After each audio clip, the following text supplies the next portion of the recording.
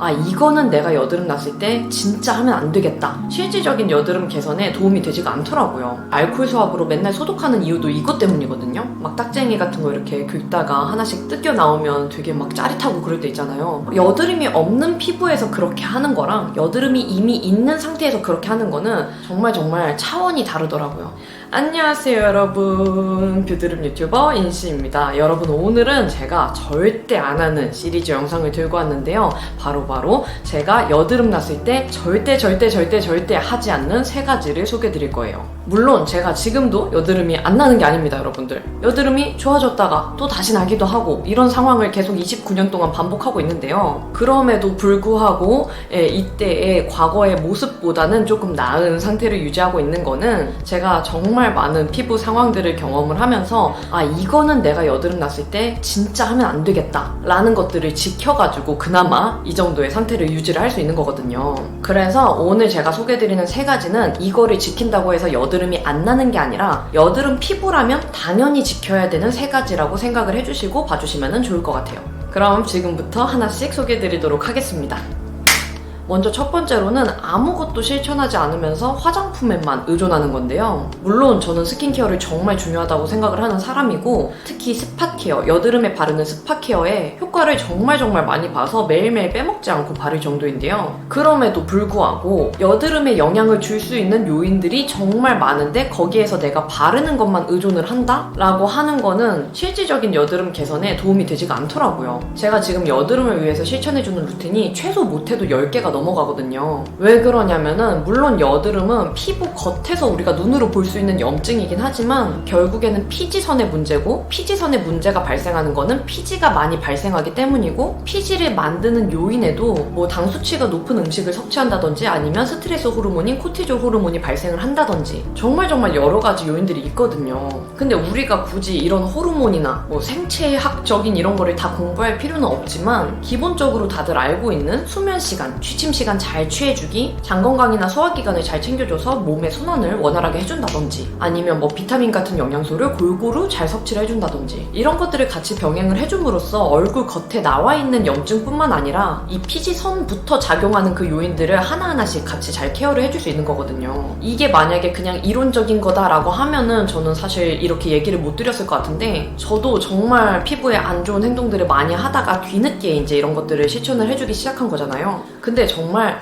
완전히 달라요. 바르는 것만 하는 거랑 이거에 플러스 수면 잘 취해주고 장 건강 원활히 해주고 물 섭취 잘 해주고 영양소 골고루 잘 섭취를 해주고 이렇게랑은 차이가 어마어마하게 크다는 거죠. 물론 얼굴에 바르는 제품들 중에서 스킨케어인데도 성분이 나한테 잘 맞으면 인생템인 제품도 있고, 병원에서 처방을 받아서 약국에서 구매하는 의약품들 중에 정말 효과가 좋은 제품들이 많아요. 그런 거를 발라도 충분히 효과를 느낄 수 있는데 저같이 이런 만성 여드름 피부한테는 그거 하나만으로는 사실 부족하다는 느낌이 들어요. 그래서 저는 정말 귀찮고 번거롭고 내가 왜 이런 거를 해야 되나 의문이 들 때도 있긴 하지만 이렇게 해줘야 여드름에도 변화가 있다는 거를 너무너무 잘 알기 때문에 아무것도 실천 안 하면서 바르는 거에만 의존하는 것은 절대 하지 않습니다.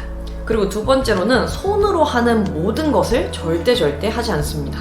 이거는 사실 저도 어렸을 때부터 쭉 들었던 얘기고 여러분들도 많이 들은 얘기라 이거는 다 알고 있는 내용 아니야 라는 생각이 들기도 하는데요. 내가 잘 알고 있음에도 불구하고 가장 잘 못 지키는 것 중에 하나이기도 해요. 저도 여러분들한테 절대 하지 않습니다 라고 말을 하지만 저도 모르게 무의식적으로 얼굴에 손이 갈 때가 있어요. 막 딱쟁이 같은 거 이렇게 긁다가 하나씩 뜯겨 나오면 되게 막 짜릿하고 그럴 때 있잖아요. 그거를 정말 끊어내기가 힘들더라고요. 근데 이뿐만이 아니고 뭐 진짜 거울 보다가 손으로 그냥 이렇게 툭 터트려가지고 압출한다든지 아니면 뭐 연고나 스팟케어 바를 때 손에 쓱쓱 묻혀가지고 이렇게 톡톡톡톡 바른다든지 정말 많은 것들을 이렇게 손으로 할 때가 있는데, 문제는 우리의 손의 상태가 어떻냐는 거죠. 제가 정말 컴퓨터 하다가 좀 충격을 먹어가지고 들고 왔는데 이게 제가 쓰는 마우스거든요. 예, 보이시죠? 이거 손자국처럼 보이는 거? 이게 뭐 까지거나 그런 게 아니라 약간 그 때처럼 뭔가 묻어 있어요. 제가 마우스나 키보드나 안경이나 핸드폰을 알코올 수압으로 맨날 소독하는 이유도 이것 때문이거든요. 우리가 손으로 모든 것을 하기 때문에 예를 들어서 무의식 중에 제가 이 마우스를 만졌다가 아 여드름 났네? 좀 간지럽네? 아 이거 딱쟁이 있네? 하나 떼볼까? 하고 이걸 만졌다가 이렇게 딱쟁이를 하나 긁어서 떼냈어요. 그러면 그 순간에는 짜릿해. 왕건이 하나 나왔어. 이럴 수 있지만 여기에 있는 그대로의 그 균들이 여드름 염증에도 침투가 될 수 있는 가능성이 있는 거죠. 정말 그 손독이라는 게 있더라고요. 저도 경험했던 게 바로 이 모습이죠.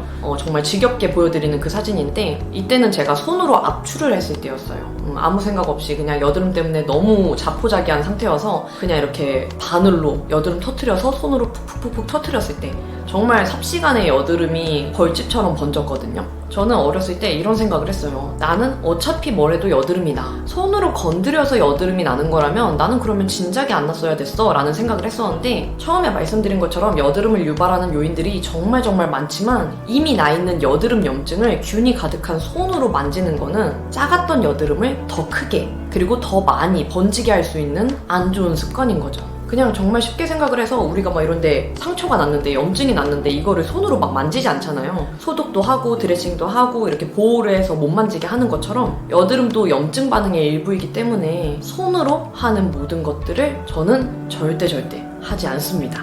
가끔 실패할 때도 있지만 최대한 안 하려고 노력합니다. 그리고 세 번째로는 제대로 클렌징 안 하는 것인데요. 플러스로 클렌징 안 하고 잠들지 않기입니다. 제가 이렇게 추가적으로 말씀드리는 거에는 이유가 있겠죠. 어렸을 때 클렌징 안 하고 잔 적이 정말 많았어요. 좀 충격이기도 한데 그때는 친구들이랑 노는 게 정말 재밌었고 다른 친구들도 뭐 놀다가 집에 들어가서 아 나 클렌징 안 하고 잠들었어 이런 경우가 되게 많잖아요. 그냥 저도 그래도 되는 줄 알았어요. 쟤네도 저렇게 해도 멀쩡하니까 나도 별 크게 영향이 없겠지라고 생각을 했는데 여드름이 없는 피부에서 그렇게 하는 거랑 여드름이 이미 있는 상태에서 그렇게 하는 거는 정말 차원이 다르더라고요. 근데 저는 제대로 클렌징을 시작한 게 25살 이후부터였어요. 그 전에는 이렇게 뭐 그냥 클렌징을 안 하고 잘 때도 있었지만 클렌징을 해도 제대로 하질 않았었어요. 정보를 몰랐던 거 플러스 귀찮아서. 그러면 정말 어떻게 되냐면요. 이마에는 짜잘짜잘한 좁쌀 여드름이 퍼지고 볼이나 턱 쪽에 나있던 염증성이나 화농성 여드름들은 그 주변으로 더 큼직하게 하나둘씩 올라오는 거죠. 그리고 저는 화장품 자체를 바르면 모낭염이 되게 쉽게 유발이 되더라고요. 그래서 화장 지우고 나서 보면은 모낭염이 한두 개씩 올라와 있는데 모낭염이랑 여드름이 같이 발생하는 순간 여드름이 얼마나 잘 번지는지는 제가 많이 보여드려서 다들 아실 텐데 정말 상상 초월입니다. 그래서 제가 지금은 항상 메이크업 했을 때는 2차 클렌징이 필수다. 첫 번째는 그 전용 클렌징으로 메이크업 잔여물을 씻어내주고 두 번째로는 뭐 약산성 클렌징 폼이나 혹은 자신에게 잘 맞는 클렌징 폼으로 2차 클렌징을 해주는 게 필수다라고 이렇게 강조를 해서 말씀을 드리는 게 과거의 제 행동에 있어서 클렌징을 제대로 안 했던 것이 얼마나 제 여드름에 영향을 많이 줬는지를 알고 있기 때문이거든요. 제가 과거에 메이크업을 7일 중에 7일을 했다면 지금은 한 달에 4번 정도 할까 말까 해요. 근데도 불구하고 제가 한 번씩 뭐 쿠션 리뷰나 파운데이션 리뷰를 하면은 하루에 8시간을 이제 바르고 있잖아요. 발랐다가 메이크업 한 다음에 보면은 작게라도 여드름이 2-3개 정도가 올라온 게 보이거든요. 근데 클렌징을 잘 해도 그 정도인데 클렌징을 제대로 못한 상태로 그게 누적이 된다고 생각을 하면 여드름이 당연히 유발될 수밖에 없는 상황인 거죠. 아무리 성분이 좋은 파운데이션이나 쿠션 제품이라고 할지라도 색소도 들어가고 향료도 들어가고 여러 가지 성분들로 만들어진 거잖아요. 때문에 그런 메이크업 제품을 내 여드름 위에 바른다고 했을 때는 최소 못해도 클렌징만은 내가 제대로 하겠다라는 마음가짐으로 하는 게 정말 중요한 것 같아요. 그래서 저는 클렌징 제대로 안 하는 거는 25살 이후로 절대 하지 않습니다. 네, 여러분, 그러면 이렇게 제가 여드름 났을 때 절대 하지 않는 3가지를 소개를 드렸는데요. 아직도 저는 제 피부에 대해서 의문점이 되게 많아요. 이거는 내가 생각했던 거랑은 다른데 지금 여드름이 날 시즌이 아닌데 이런 것들이 되게 많거든요. 이런 것들 보면서 저는 이론적인 것들도 중요하지만 내 몸에서 내가 느끼는 그 여드름들 반응들을 유심히 살펴보고 나한테 맞는 루틴들을 실천을 해나가면서 호전될 수 있도록 케어를 해주는 게 저는 가장 중요하다고 생각을 해요. 근데도 불구하고 제가 앞서 말씀드린 것들은 여드름에 좀 공통적으로 해당되는 내용이기 때문에 참고를 해주시면 너무너무 좋을 것 같아요. 그러면 오늘도 인씨의 영상 봐주셔서 너무너무 감사하고 우리는 다음에 더 유용한 영상으로 만나요. 안녕!